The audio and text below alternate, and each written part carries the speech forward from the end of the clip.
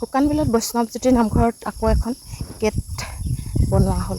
এই গেটখনক দুটি হাতী পোৱালি আৰু শৰাইত ভাগৱত দি গামোচাৰে ঢাকি আৰু হাতী পোৱালি দুটা আচলতে পদুম ফুল লৈ তাত থিয় হৈ থকাৰ দৃশ্যটো দেখা পাব। নমস্কাৰ বন্ধু বান্ধৱীসকল, কি খবৰ আপোনালোকৰ? ভালনে বাৰু? এয়া দেখিছেনে আমাৰ একদম শুকান বিলত একেবাৰে শুকান সৰু পানী। আচলতে সৰু পানী পঞ্চায়তত এইবাৰ খেতি বাতি নহয় আৰু পেটত সকলোৱে গামোচা বান্ধিব লাগিব। ইফালে খৰাং পথাৰ আৰু এইফালেও খৰাং পথাৰ, গোটেই মানে সৰুপানী অঞ্চলটোতে হোৱা নাই এইবাৰ। অকল সৰুপানী বুলি নহয়, জেগাই জেগাই নাই হোৱা। আৰু গোলাঘাট ডিষ্ট্ৰিক্টত আচলতে ভয়াৱহ ৰূপত কেঞ্চাৰ ৰোগ বৃদ্ধি পাইছে। তাৰ কাৰণ কি হ'ব পাৰে? এই গছজোপা বুলি ভাবে নেকি আপোনালোকে? নিশ্চয় এইজোপাই বুলি ভাবিছোঁ, কাৰণ এই গছজোপা যথেষ্ট পৰিমাণত বৃদ্ধি হৈ দেখিছে। এইবোৰ দেখিছে ৰাস্তাৰ কাষত গোটেই গছ, মানে সেই গছজোপা ইমানেই হৈছে, তাৰ বোলে যিটো অক্সিজেনত নিগৰে, সেই নিগৰা আমি শ্বাস প্ৰশ্বাস লওঁতে সেই শ্বাস প্ৰশ্বাসৰ পৰাই কৰ্কট ৰোগটো বেছিকৈ বৃদ্ধি পাব পাৰে বুলি বৈজ্ঞানিকসকলে বা যিসকল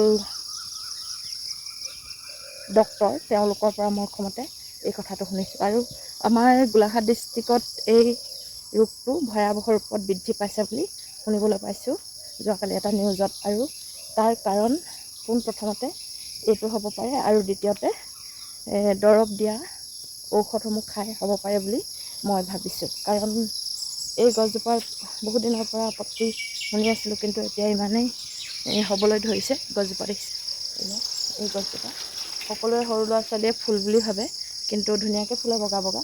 আৰু এই গছজোপা যদি লাগে কাৰোবাৰ গাত, গোটেই বখলা বখলকৈ খজতি হৈ যায়। আৰু ইয়াৰ গুটি এপাহ ফুলৰ পৰাই বহুত লাখ লাখ তাৰ পৰা কোষ ওলাই বতাহত, মানে উৰি যায় বুলি যোৱা বছৰ নহয় তাৰ আগবছৰতে মই এটা লিখনিত পঢ়িবলৈ পাইছিলোঁ। আৰু সেয়ে হয়তো আজি গোলাঘাট ডিষ্ট্ৰিক্টত ইমান কৰ্কট ৰোগী সংখ্যা বাঢ়িবলৈ পাইছে বুলি ভাবিছোঁ। কাৰণ এই গছজোপা ওলাওঁতেই শেষ কৰিব লাগে। আমাৰ ৰাইজসকলৰ সজাগ বোলা বস্তুটো এতিয়ালৈকে হোৱা নাই। যদি মই কওঁ তেতিয়া মোক আচলতে সকলোৱে বেয়া পাব যে তাই এবাৰ এইবোৰ কৰিবলৈ আহিলে। আমাৰ দুয়ো কাষে দেখিছেনে, এয়া সেই গছজোপাই গোটেই পৰিপূৰ্ণ হৈ আছে। মানে এতিয়ালৈকে কোনো এজন ৰাইজ বা কোনো এজন মুৰব্বী, গাঁওখনৰ মুৰব্বী হ'লেও ওলাই অহা নাই এই গছখিনি চাফা কৰিব লাগে বা কাটি শেষ কৰিব লাগে বুলি। ইয়াৰ মাজেদি বহু মানুহ যাতায়াত কৰে, স্কুলীয়া ল'ৰা ছোৱালীসকল।